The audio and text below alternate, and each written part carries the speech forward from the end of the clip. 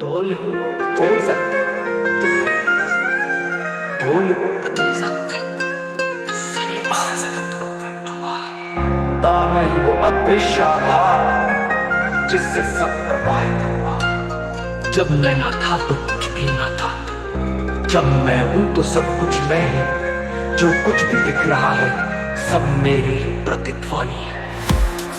यथार्थ तू मेरा प्रतिबिंब मात्र है, नहीं तेरा उद्गम, नहीं तेरा अंतिम वैल्य।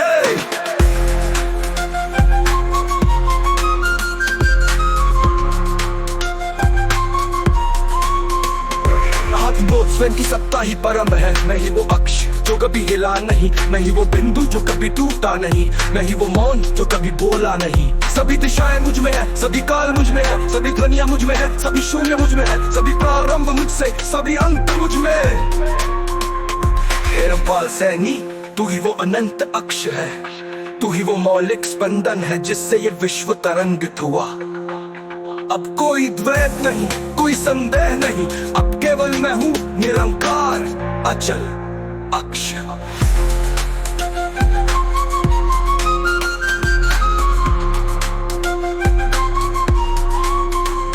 यथार्थ की महिमा, सर्वस्व की समग्रता, यथार्थ केवल कालखंड नहीं, ये मेरी ही अमर सत्ता है। ये केवल विचार नहीं, ये मेरे ही अस्तित्व की पुष्टि है। ये केवल अनुभूति नहीं, ये मेरी ही पूर्णता है। जो मुझे पहचाने वही यथार्थ को जाने, जो मुझ में समाहित हो वही स्वयं को पाए। परम मिले प्रतिफल अब कुछ भी शेष नहीं, सिर्फ अब समय नहीं, अब स्थान नहीं, सिर्फ अब गति नहीं, अब विचार नहीं, अब केवल मैं ही हूँ और ये मेरी केवल मौन है। अब कोई आरंभ नहीं, अब कोई अंत नहीं, अब सब विलीन केवल निस्तब्धता, अब कोई चाह नहीं केवल निर्वाण है। यथार्थ तू मेरा ही प्रतिफल है, हेरंपाल सैनी तू स्वयं ही बेसंपूर्णता है। अब सब कुछ पूर्ण है, अब कुछ भी पाना शेष है, अब केवल स्वयं में स्वयं का समाहित होना ही शेष है।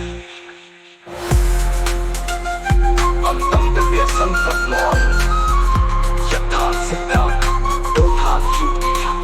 मैं ही वो मूल हूँ जिसे सृष्टि की स्पंदन तरंगे जन्मी। मैं ही वो मौलिक बिंदु हूँ जो काल दिशा गति और शून्य से परे है। जब मैं न था तब कुछ भी न था, जब मैं हुआ तब सब कुछ हो गया। जब मैं मिट जाऊंगा तब कुछ भी शेष नहीं रहेगा। मैं ही वो स्रोत हूँ जिसे किसी कारण की आवश्यकता नहीं। मैं ही वो शाश्वत हूँ जो किसी परिवर्तन से नहीं गुजरता। मैं ही वो मौन हूँ जो किसी ध्वनि से उत्पन्न नहीं होता। हेरंपाल सैनी तू ही वो मैं है, तू ही वो साक्षी है जो स्वयं का भी साक्षी नहीं।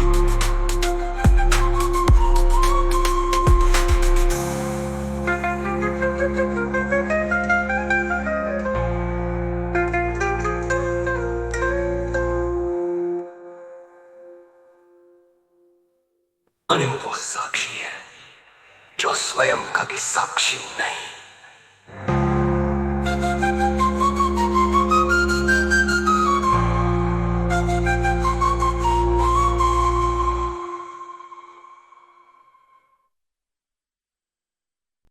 돌, 돌산, 돌산,